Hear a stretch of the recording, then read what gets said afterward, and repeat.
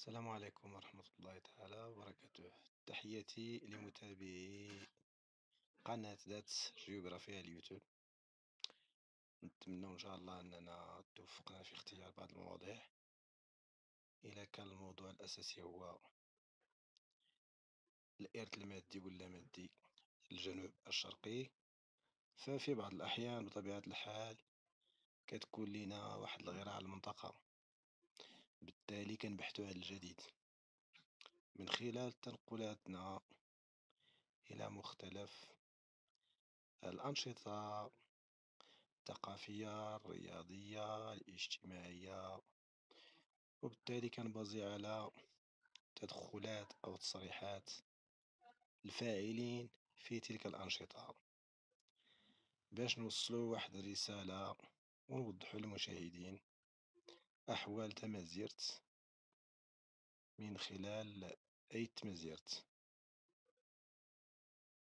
وشرف ليا من خلال هاد القناة وصفحة ذات انيسياتيف أننا نكون واحد نموذج آه، للناس اللي كيغطيو واللي كيحاولوا ما أمكن باش يبينوا الوجه الحقيقي لتمازيرت من خلال تمازيرت ومن خلال الإرث تاع تمازيرت. نتمناو بطبيعة الحال نوفقوا في هذا الأعمال، ونتمناو كذلك أننا نكونوا في المستوى المطلوب. إذن عمر القناة ما يزيد واحد 4 سنوات، وحاولت ما أمكن نوثق أماكن تاريخية وجغرافية في الجنوب الشرقي، رغم أنني لم أتمكن من تغطية حتى 5%. كما كتعرفوا الجنوب الشرقي راه معروف بالقصبات وبالإرث المادي واللامادي، يحيل ستيملاطين الموسيقى إلى غير ذلك.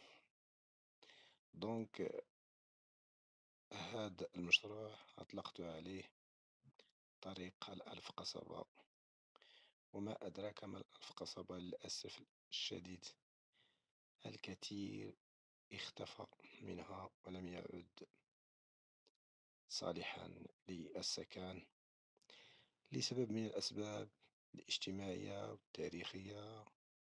من هنا كنبعث واحد الرسالة تضامنية مع هذه الآثار، خاصة اللي ممكن أنها تكون عندها قيمة تاريخية وسياحية في المنطقة، ويمكن أن تشغل العديد من السكنة ومن الشباب الطموح.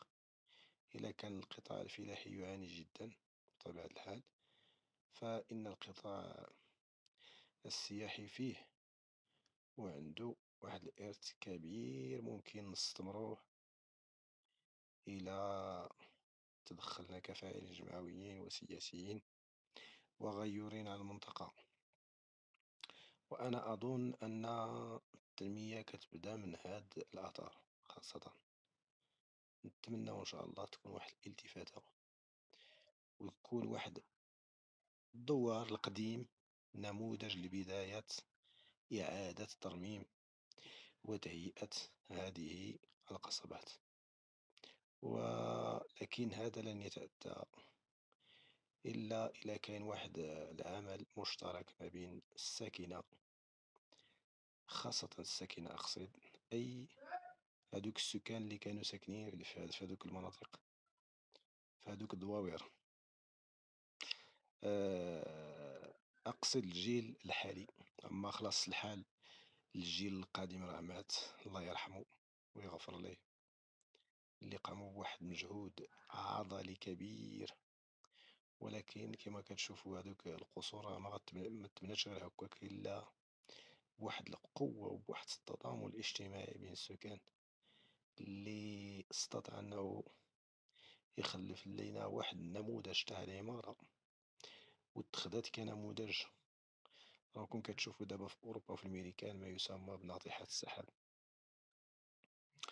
إذا هادوك الناس تاريخيا كيبنيو الفوق ما كيوسعوش، لأن المهم هو حماية تلك المجالات من الغزوات، وحماية القوافل التجارية من التعرض إلى النهب إلى غير ذلك. دونك كاين واحد العمل والتنسيق ما بين القصور في إطار اتفاقيات ما بين إغرمان لمرور تلك القوافل من الصحراء إلى دمناط مرورا إلى مراكش. دونك وكذلك حتى مناطق الصحراوية لزقورة وسيج الماسة. على أي نتمنى كذلك أن القناة من خلال السنة الرابعة ديالها تمكنات من توثيق أكثر من 1200 شريط بين قصير وطويل، وحاولنا ما أمكن أننا ندعم هذا العمل برواية شفوية وبأحاديث تاريخية اللي ممكن لها تدعم هذا العمل. لكن للأسف الشديد ما زال النقص باقي في هذا الجانب تاع الرواية الشفوية لسبب من الأسباب. نتمنى كذلك أننا من هنا للقدام نحاول ما يمكن ننتقل لمناطق أخرى في الجنوب الشرقي. وأظن أن بعض الأفلام التي أملكها الآن التي في حوزتي أرخت لفترات تاريخية مهمة في الوقت الحاضر، وملي رجعت بعد الزلزال لقيت أنه تلك المناطق ما بقاتش. دونك أتمنى أنني وثقت شي حاجة من أجل الطلبة، ربما من أجل الباحثين، من أجل العاشقين لهذا التاريخ، من هذا الشبر من الوطن العزيز. نتمنى كذلك أننا من هنا لقدام نحاول ما أمكن كما قلت نمشي لمناطق أخرى في الجنوب الشرقي باش ندير تغطية أخرى فيما يخص هذا المجال. إذا قريبا بطبيعة الحال عندنا واحد فيستيفال ديال الروز مشهور، وقيل هذه هي النسخة 65. مهرجان العام الماضي وثقت الكرنفال تاع المهرجان. دابا في هاد السنة غنحاول ما أمكن نوثق نفس اللحظات، ومن بعد غنحاول ما أمكن ندير مقارنة، واش كاين شي تغيير، واش كاين شي جديد، واش كاين إلى غير ذلك، باش نشوفو آه عمل الجمعيات واش تطور شوية ولا غير نفس الشكل، نفس الحدث، نفس الصور إلى غير ذلك. دونك يبقى مهرجان لوردو هو متأصيل قديم جدا، من أقدم المهرجانات على الصعيد الوطني. البدايات ديالو تأسست في واحد الدوار سميتو أمدناخ حدا لوزين ديال الورد اللي تبنى في سنوات 1924. والبدايات ديالو بطبيعة الحال كانت هو إنتاج الكونفيتور، ومن بعد بدا ينتج مشتقات الورد اللي كيسميوه دابا الورد العطري، اللي تراجع في السنوات الأخيرة للأسف الشديد في الواحة ديال دارس اللي كانت تنتج أطنان كبيرة من الورد. يستحيل آنذاك لمعمل الورد بأمدنة وقلعة مقونة أن يستقبل تلك كل الكميات. دونك كان يكتفي ببعض الكيلوغرامات فقط. دونك الناس كانوا كيتجمعوا حدا تلك المعامل من الساعة 4 صباحا باش تشد السربيس باش تبيع داك الشي ديالك. لكن الإشكال اللي وقع في الثمانينات أنه تدنى ثمن الورد، وكان درهم ونصف للكيلو. دونك غالبية الفلاحين على واحد ذات اضطروا أنهم يقلعوا داك الورد للأسف الشديد، لأنها كانت واحد ردة فعل سيئة من السكان لهذا السبب. بالتالي تأثر بزاف. دونك باش تحاول ما أمكن تعاود تزرع الورد، وكتعرفوا باللي واحد الواحات عارفوا فترات جفاف م متفرقة، دونك النقص في الموارد المائية بطبيعة الحال كيأثّر على هذا الجانب. إذًا نحن الآن وصلنا إلى قريبًا عندنا واحد 15 يوم وغيكون واحد الفيستيفال ديال الرز، نحاولوا ما أمكن نوثقوا هذوك الأحداث من خلال المعارض، من خلال سميتو ندوات ثقافية، من خلال الكرنفال، من خلال بعض السهرات، ربما حتى من خلال بعض التصريحات تاع المعنيين إلى كتاب الله. نتمنى أنني توفقت. نشرت آخر شريط هو من واحد تودغا من أسفل واحد الكارتيه تاع اليهود اللي كيعود عمرو ل700 سنة خلت. دونك أسفلو يعتبر من أقدم كذلك الملاحات في الجنوب الشرقي، وربما كيكبر عمرا الملاح تاع مراكش.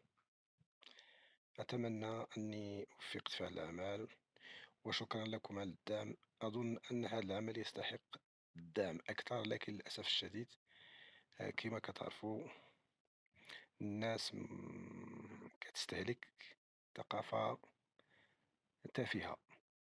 هذه هي الصراحة، كتستقبل واحد الثقافة اللي ما صلحاش. أما هادشي ديال التاريخ والجغرافيا وهادشي ديال الأحداث اللي كتعلق بالمنطقة، للأسف الشديد لا تستهلك. ولكن هادشي ما غيخلينيش باش نرجع للور لا نقلب نبدل المحتوى ولا ندير شكل آخر، ما يمكنش. نحاولوا نستمروا بطبيعة الحال، ونحاولوا ما أمكن باش أظن شوية شوية الأمور كتمشي لقدام. إذا تحياتي تنمية النون أراون التيني، تحياتي كل مدينة يدير اللايف تماس لاباج دات سينيسياتيف المدينة يديرون يطاني والي ونماس ندات جيوغرافي تنمية النون. هادي السير بيتا ويلا الخير يا ويلي ما يليح العام يسفسي ستويري شوية عار الستورة هي لي يعني ميكن نمعاون غورمدن لأن يولي اللي وإنا ولنا أنا الأولى مية كوني بلا القناة ورتسوي والو، القناة بلا كوني ورتسوي والو. دونك لابد من جمهور واسع، ولكن يبقى الأمل ويبقى إلا كانوا قلة أو ثلة من المثقفين هما اللي معنيين بهذا النوع من المواضيع. إلا أن ما كاينش واحد التشاؤم، خصنا نتفائلوا إن شاء الله بالمستقبل، ونحاولوا نفكروا في المستقبل إن شاء الله، ونوسعوا دائرة هذا العمل من خلال البارطاج ديالكم بطبيعة الحال، والمساهمة ديالكم المعنوية أقول. دونك تحياتي محدثكم مصطفى غزاف، آه، مهتم بالشأن المحلي ومهتم بتاريخ والإرث المادي والتمدي للجنوب الشرقي. ميرسي بوكو أو توفى إن شاء الله. تنميرت.